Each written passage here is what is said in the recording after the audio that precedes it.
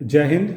हिंदू विक्रम संवत पंचांग के अनुसार आज की तिथि है ज्येष्ठ मास के शुक्ल पक्ष की 10वीं तिथि यानी दशमी।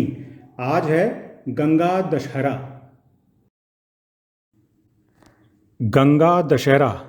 गंगा दशहरा क्यों मनाया जाता है? सदियों पहले एक राजा हुआ करते थे जिनका नाम था राजा इक्ष्वाकु। इनके नाम से एक वंश की शुरुआत हुई जिसे कहते हैं इक्ष्वाकु वंश। इसी वंश में पैदा हुए थे राजा हरिश्चंद्र, जिन्हें हम सत्यवादी राजा हरिश्चंद्र के नाम से याद करते हैं। आगे चलकर इस वंश में एक और राजा हुए जिनका नाम था राजा सगर। राजा सगर अयोध्या के राजा थे।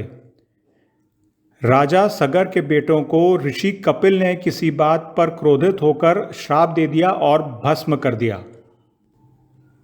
राजा सगर के पोते अंशुमान ने ऋषि कपिल से निवेदन किया कि वे उनके पिता और पिता के भाइयों को श्राप से मुक्त कर दें।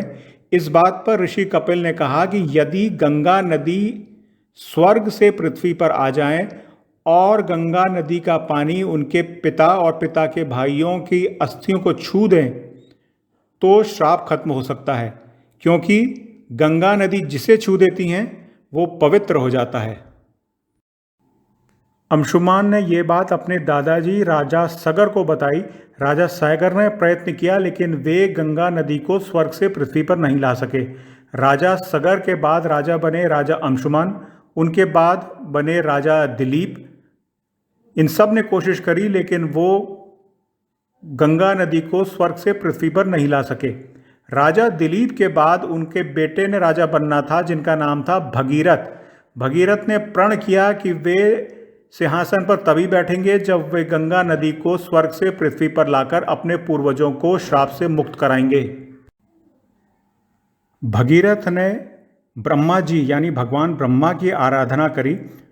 उनकी आराधना से प्रसन्न होकर ब्रह्मा जी ने भगीरथ को वचन दिया कि गंगा नदी स्वर्ग से पृथ्वी पर आएंगी। लेकिन एक परेशानी थी, एक डर था, और वो डर ये था कि जब गंगा नदी स्वर्ग से पृथ्वी पर उतरेंगी तो उनके पानी का वेग, शक्ति इतनी ज़्यादा होगी कि उससे पृथ्वी फट सकती है। इसलिए भगीरथ ने भगवान शिव की आराधना करी।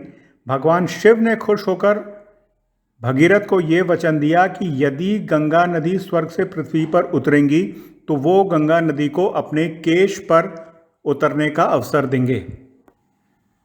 और फिर गंगा नदी, माँ गंगा स्वर्ग से पृथ्वी पर उतरी शिवजी के जटाओं पर। इसीलिए गंगा नदी को जटाशंकरी भी कहा जाता है। पृथ्वी में जिस स्थान पर गंगा नदी उतरी थी उस जगह को कहते हैं गंगोत्री। ये उत्तराखंड के उत्तरकाशी जिले में स्थित है। इसके बाद गंगा जी पृथ्वी पर बहती गईं और एक ऐसे स्थान पर पहुंची जहां ऋषि जानु एक यज्ञ कर रहे थे। गलती से गंगा जी के पानी ने ऋषि जानु के यज्ञ की अग्नि को बुझा दिया। इस बात पर क्रोधित होकर ऋषि जानु ने गंगा नदी को आगे नहीं बहने दिया। तब आए भगीरथ।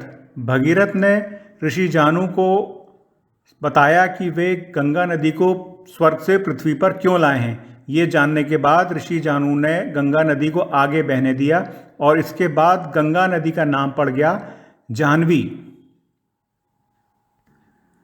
इसके बाद गंगा नदी फिर आगे बढ़ती गई और बना दिया सागर, जिसे आज हम सागर कहते हैं। सागर इसलिए कहते हैं क्योंकि राजा सगर ने गंगा जी को स्वर्ग से पृथ्वी पर लाने का प्रयत्न शुरू किया था। सगर से बनता है सागर। इसके बाद भगीरथ बन गए राजा भगीरथ, अयोध्या के राजा। पीढ़ियों बाद अयोध्या के राजा थे राजा दिलीप। राजा दिलीप के बेटे थे राजा रघु। राजा रघु के बाद राजा बने राजा अज, और राजा अज के बाद बने राजा दशरथ, और राजा दशरथ के बाद बने राजा राम, भगवान राम। राजा रघु राजा राम के पूर्वज थे, इसीलिए राजा राम को रघुवंशी भी कहा जाता है। और आपने वो शब्द तो सुने होंगे, रघुकुल रीत सदा चली आई, प्राण जाए पर वचन न जाए। मेरे प्रिय भारतीयों, राजा हरिश्चंद्र और राजा राम जैसे महापुरुष हमारे पूर्वज हैं। राजा हरिश्चंद्र और राजा राम को उनके राजपाट के लिए याद नहीं किया जाता, उन्हें याद किया जाता है उनके सिद्धांतों के लिए और उनके उच्च जीवन के लिए। They are not remembered for their wealth and riches, they are remembered for their values and principles.